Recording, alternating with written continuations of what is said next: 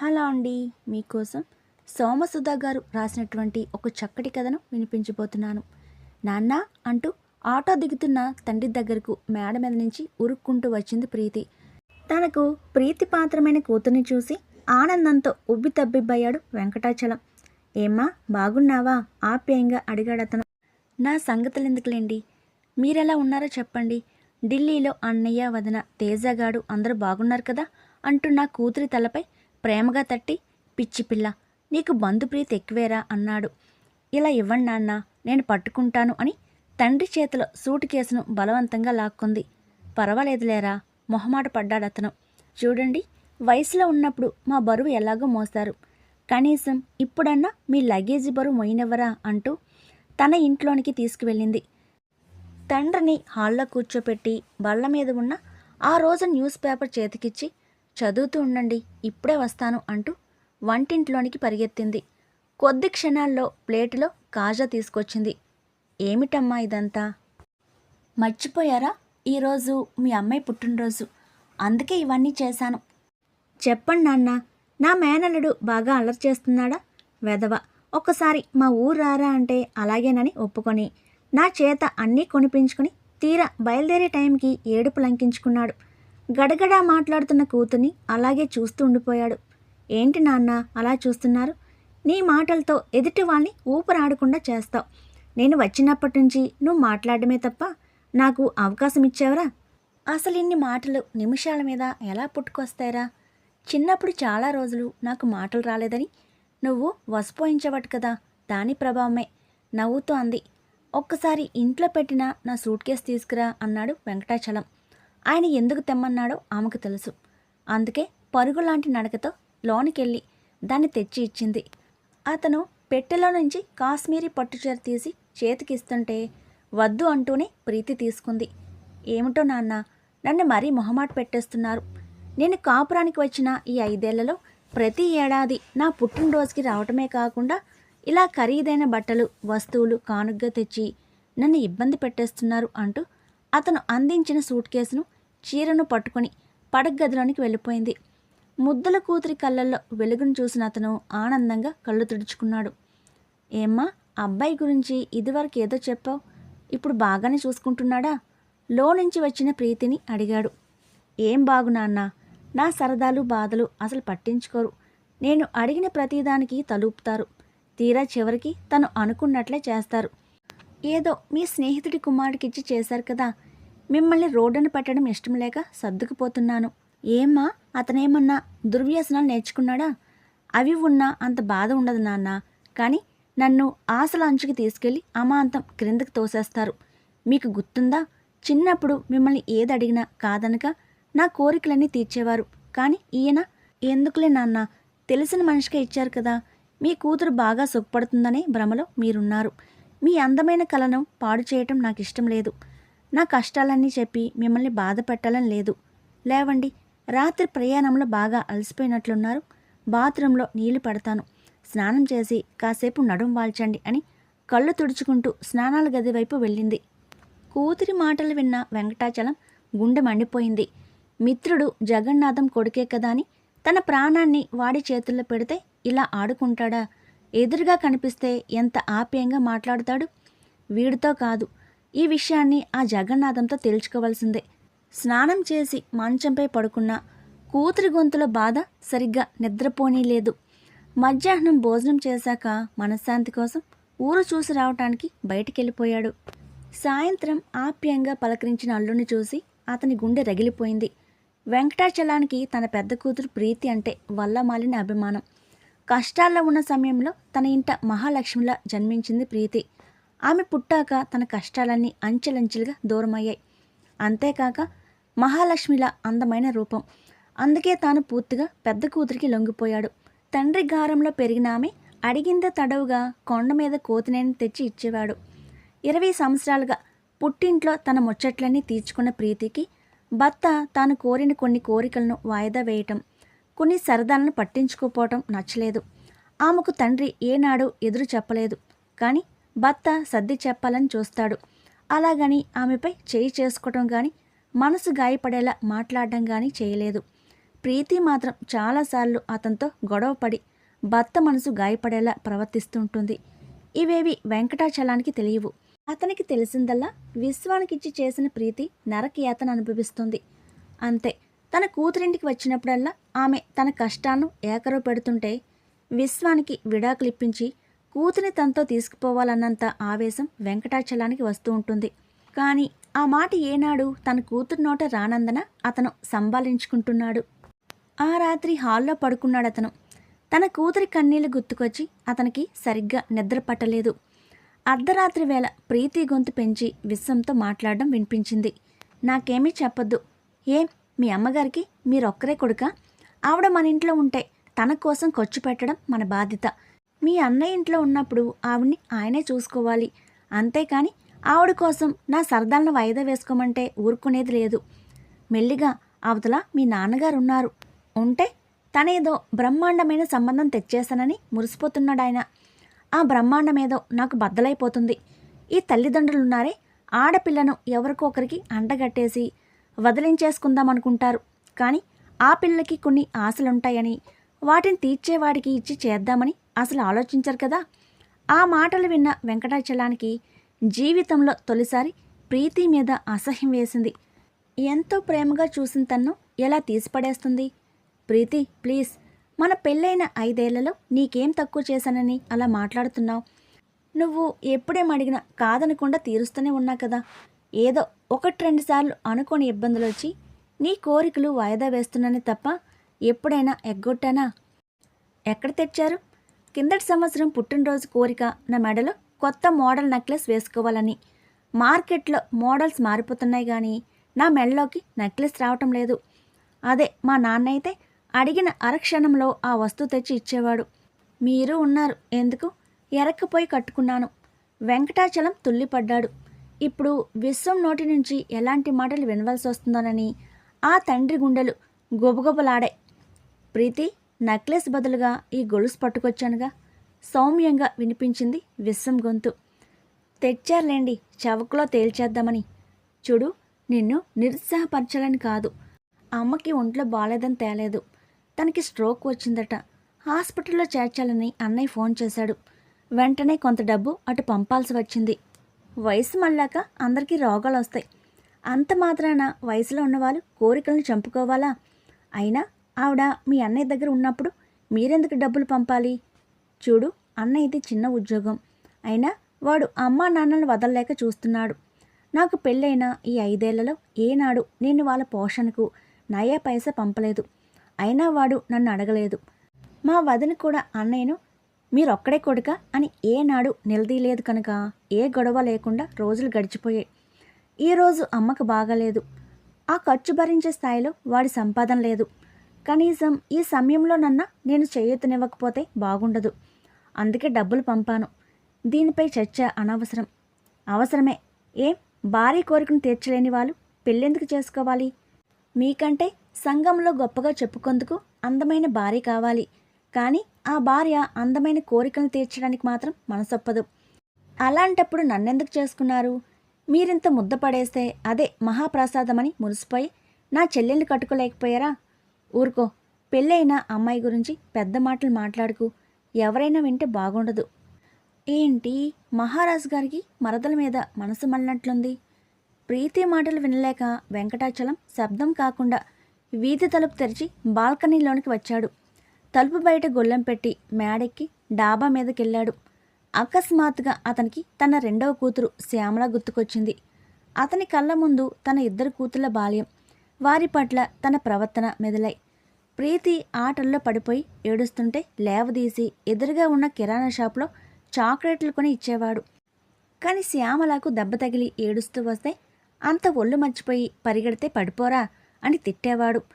ప్రీతి గుండెల మీద తన ఖర్చుకొని పడుకుంటే శ్యామల మంచం ప్రక్కన నేల మీద తండ్రి వాత్సల్యాన్ని ఆశిస్తూ పడుకునేది. కొన్నాళ్ళు తన ప్రేమ కోసం ఆరాటపడి ఇక తనపై ఆశలు పెట్టుకోవడం మానేసింది.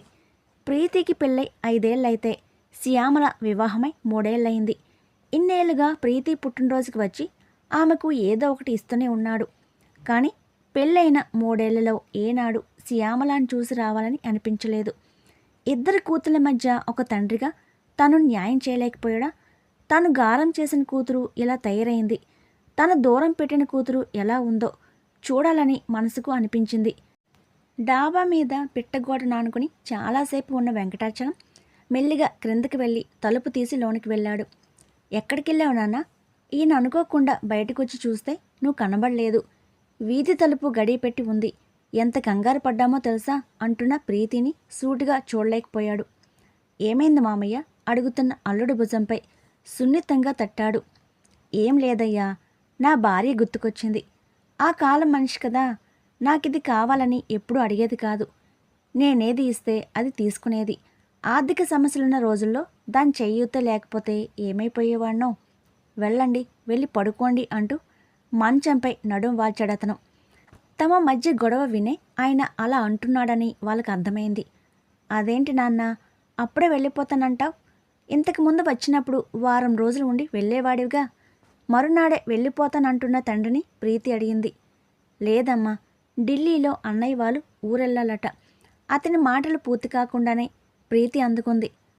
అంటే నిన్ను ఇంటి కాపలా పెట్టి పోతారా వాళ్ళు? వెంకటాచలానికి చెంప చెల్లుమన్నట్లనిపించింది. పసితనంలో తను పెడసరంగా మాట్లాడుతున్నా గారం వల్ల ఎప్పుడు ఆమెను వారించేవాడు కాదు. అందుకే పెద్దయినా ఇలా పెలుసుగా మాట్లాడడం అలవాటైపోయింది. వాడు నన్ను రమ్మని అన్నాడు. వయసు మళ్ళిన వాణ్ణి కదా. ఎవరో చెప్పినట్లు వయసు మళ్ళాక అందరికీ రోగాలు వస్తాయి. అంత మాత్రాన వయసులో ఉన్నవాళ్ళు కోరికలను చంపుకోవాలా? అందుకే నేనే ఇల్లు చూసుకుంటాను, వాళ్ళని వెళ్ళి రమ్మన్నాను.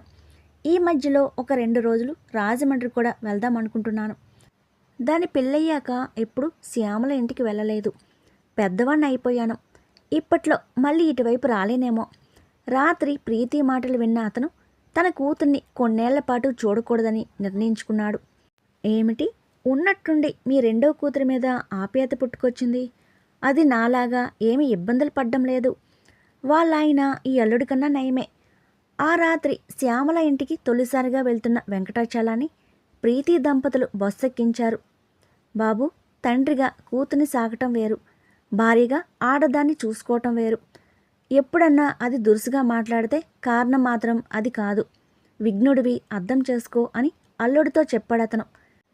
పసితనం నుంచి తను చేసిన గారమే ప్రీతిని చెడగొట్టిందన్న ఆయన తాత్పర్యం విశ్వానికి అర్థమైంది. శ్యామల వీధి తలుపులో టేబుల్ ముందు కూర్చొని చదువుకుంటున్న ఆమె తుల్లిపడింది. అది నాన్న గొంతులా ఉందే. తన ఇంటికి తండ్రి వచ్చాడా? సంశయంతో వెనక్కి తిరిగిన ఆమె తన ముందు వెంకటాచలం నిలిచి ఉండటం గమనించి కన్నీళ్ల పర్యంతమైంది. అంతలోనే ఆమె ముఖం పాలిపోయింది. ఏంట్రా అలా చూస్తా? నేన్రా మీ నాన్నని.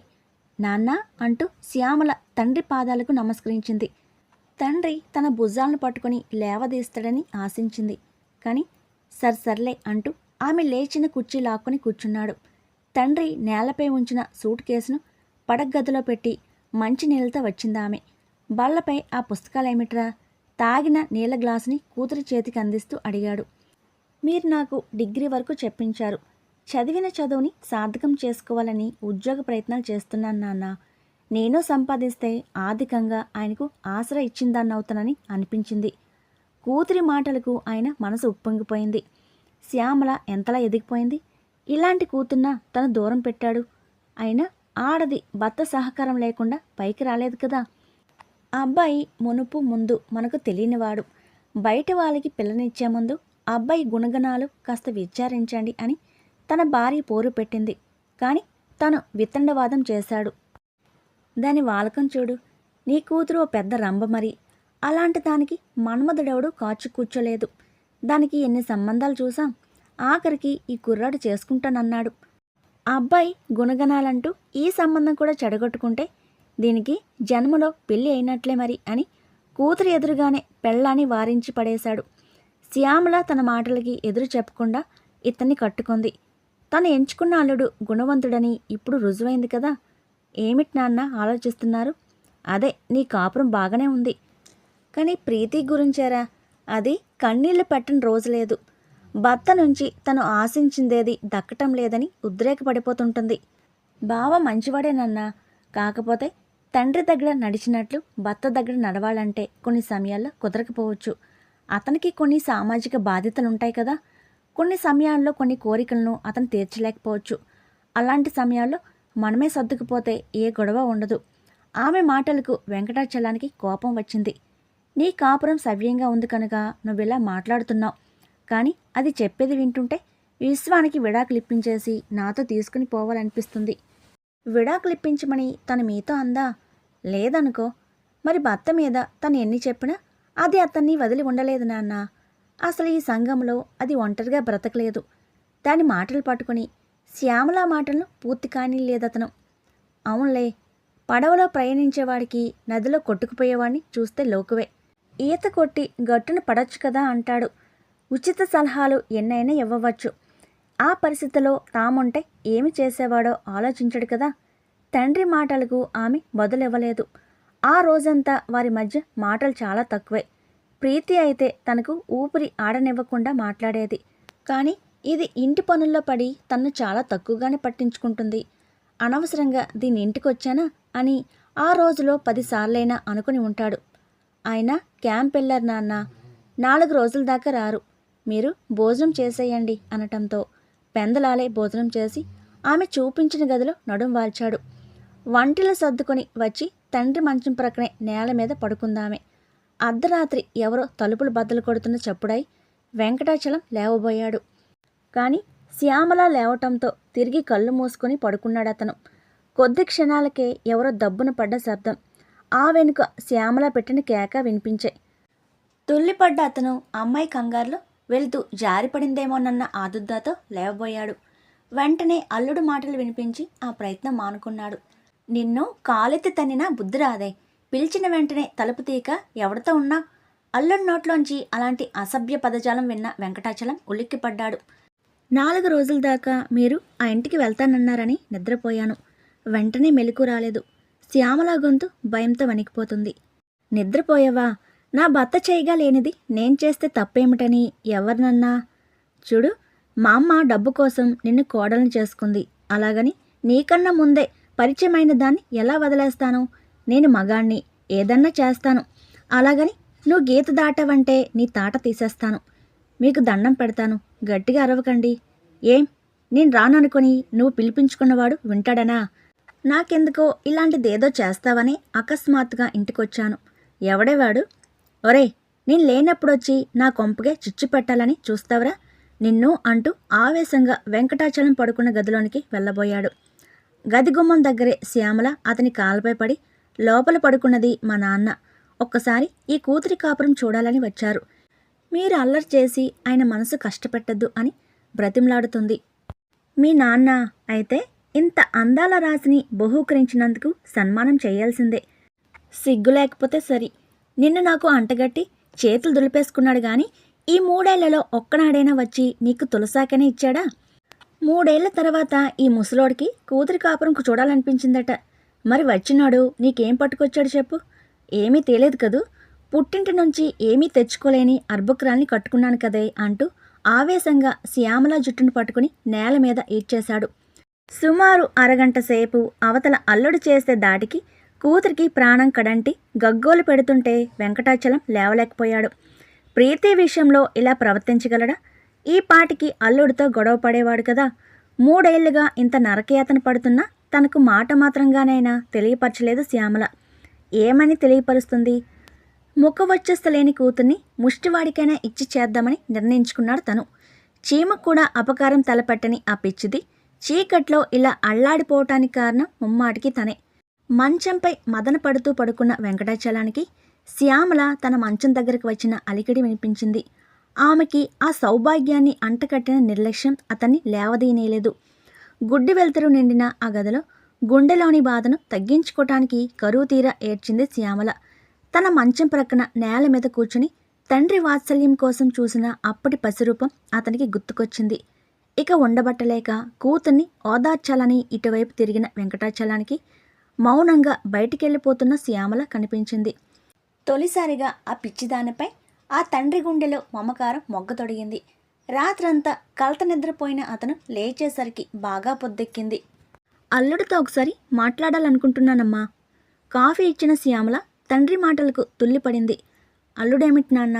ఆయన క్యాంపుకు వెళ్ళారని చెప్పానుగా. ఏమ్మా, చిన్నతనం నుంచి నీకే కష్టం వచ్చినా పట్టించుకోలేదని ఇప్పుడు కూడా నాకు చెప్పదలుచుకోలేదా? వెంకటాచలం కళ్ళల్లో నీళ్లు తిరిగాయి. నాన్న, మీరు రాత్రి జరిగిన భాగోతమంతా విన్నాన్రా. నా పిచ్చి తల్లి నా ముందే భర్త చేత చావు దెబ్బలు తింటూ ఉంటే చేవ చచ్చిన వాళ్ళ కలుగు చేసుకోలేకపోయాను. నువ్వంటే నాకెప్పుడూ చిన్న చూపేరా.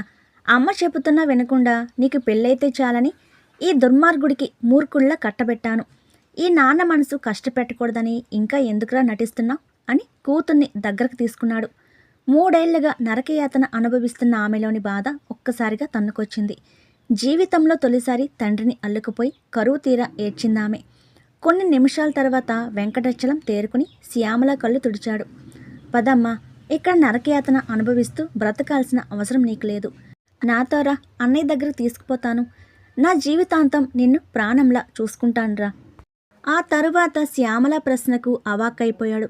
అలాగని ఈ రాక్షసుడికి ఊడిగం చేస్తూ వాడి చేతిలో ప్రాణాలు పోగొట్టుకుంటావా? లేదు నాన్న, ఆత్మాభిమానం మీ రక్తంలో ఉంది. ఆ రక్తమే నాలోనూ ఉంది. మీరు నాకేది ఇవ్వలేదని బాధపడుతున్నారు, కానీ మీరు నాకు చదువు చెప్పించిన విషయం మర్చిపోయారు. అది చాలు నాన్న, ఈ కూతురికి మీరిచ్చిన ఆస్తి. నేను ఉద్యోగ ప్రయత్నాలు చేస్తున్నానని మీకు చెప్పాను కదా. నేను పోటీ పరీక్షల్లో పాసై విశాఖపట్నం ఆదాయ పన్ను శాఖలో గుమస్తాగా చేరబోతున్నాను. నా సర్టిఫికెట్లను తనిఖీకి పంపించాను. అది పూర్తి కాగానే వాళ్ళు ఆర్డర్ పంపిస్తారు. ఈ విషయం మీ ఆయనకు తెలుసా? లేదు నాన్న, అక్కడ ఉద్యోగంలో చేరాక ఈ నరక జీవితం నుండి బయటపడాలనుకుంటున్నాను. అప్పుడే ఆయనకు చెప్పదలుచుకున్నాను. శ్యామల, తెల్లబోయాడతను. ఇష్టం లేని పెళ్లి చేసుకున్నానంటున్న నా భర్తకు గుదిబండలా ఉండాలనుకోవటం లేదు. ఆయన తన ప్రేయస్తో సుఖపడకుండా అడ్డుపడాలి అనుకోవటం లేదు. అందుకే ఆయన ఏం చేసిన పడి ఉన్నాను. మీకు రాత్రి చూసింది మాత్రమే తెలుసు, కానీ నిప్పులో ఉన్న నన్ను అనుమానించి ఇలా ఎన్నో అర్ధరాత్రులు హింసలు పెట్టారు. ఏం నాన్న, నా వ్యక్తిత్వాన్ని కించపరిచే ఇలాంటి భర్తను వదిలేసి నేను తప్పు చేస్తున్నానా? లేదమ్మా, తండ్రిగా నేను నీకు అన్యాయం చేశాను. అయినా నా మీద నీకు కోపం లేదు. నీ జీవితాన్ని చక్కదిద్దుకునే మార్గం నువ్వే చూసుకున్నావు. ఇలాంటి అమ్మాయి నా కూతురైనందుకు గర్వంగా ఉందిరా. నాన్న, నువ్వు నన్ను గారం చేసి ఉంటే ఎప్పుడూ ఎవరో ఒకరిపై ఆధారపడే మనస్తత్వంతో ఎదిగేదాన్ని. కానీ నడుస్తూ పడిపోతే చూసి అడుగేయమని సలహా ఇచ్చారు. అదే నాకు ఇప్పుడు ఆలోచించుకుని విజ్ఞతనిచ్చింది. పసితనంలో మీ నుంచి ఎన్నో తీసుకోవాలని ఆశపడ్డాను. ఈరోజు నాకు అలాంటి ఆశలేవి లేవు. కానీ ఒకటే కోరిక, మీ తండ్రి ప్రేమను, వాత్సల్యాన్ని కరువు తీరా పొందటానికి నా కళ్ళ ముందే ఉంటారా నాన్న? శ్యామల కోరికకు చలించిపోయాడతను. తన గారంతో పెరిగిన ప్రీతి చిన్న చిన్న కోరికల కోసం భర్తనే రోడ్డును పెట్టే రీతిలో ప్రవర్తిస్తుంది. కానీ శ్యామల గుండెలో అగ్నిపర్వతాలు బద్దలవుతున్నా గుట్టుగా తన భవిష్యత్తును చక్కదిద్దుకోవాలని తాపత్రయపడుతుంది. ఆమెకు చేయుతనిచ్చి సంసారానికి దూరం చేస్తాడా? జీవితాంతం భార్య అనే హోదా కోసం కంట్లో నీటి చుక్కలతో కలకాలం గుమ్మం దగ్గర కాపలా కాస్తూ బ్రతకమంటాడా? తల్లిగా తన భార్య ప్రేమను కూతుళ్ళిద్దరికీ సమానంగానే పెంచింది. కానీ తన పెంపకంలో తేడానే వాళ్ళిద్దరి మనస్తత్వాల్లో ఈ తేడాను తీసుకొచ్చింది. నా నిర్ణయం మీకు బాధ కలిగిస్తే ఇలాగే ఉండిపోతాలేండి. వద్దురా, ఒక తండ్రిగా నిన్ను ఒంటరిగా బ్రతకమని చెప్పలేను. కానీ ఒక మానవతావాదిగా నిన్ను జీవితాంతం బానిసలా నరకయాతన పడమని చెప్పలేను. నీ ఆలోచన ప్రకారమే చెయ్యి. అన్నయ్యతో చెప్పి నీకు తోడుగా ఉండటానికి వచ్చేస్తాను. నీకు ఆర్డర్ వస్తే నాకు తెలియపరచు అంటున్న తండ్రి కాలుకు నమస్కరించబోయిందామె. ఈ రోజు నుంచి నీ చోటు అక్కడ కాదు నాన్న అంటూ శ్యామలను వాత్సల్యంతో గుండెలకు హత్తుకున్నాడు వెంకటాచలం. కుటుంబమైన దేశమైన తన బిడ్డలను సమానంగా చూసుకున్నప్పుడే అది కీర్తి ప్రతిష్టలను గడిస్తుంది. తమ స్వార్థ ప్రయోజనాలను దృష్టిలో పెట్టుకుని కుటుంబ యజమానులు, దేశ పాలకులు ప్రవర్తిస్తున్నప్పుడు గారం చేసిన బిడ్డలు అరాచకం సృష్టించాలని చూస్తుంటే దూరమైన బిడ్డలు తమ మనుగడ కోసం దేశాలు పట్టిపోతారు. ఈ తేడాలు ఎప్పుడు సమసిపోతాయో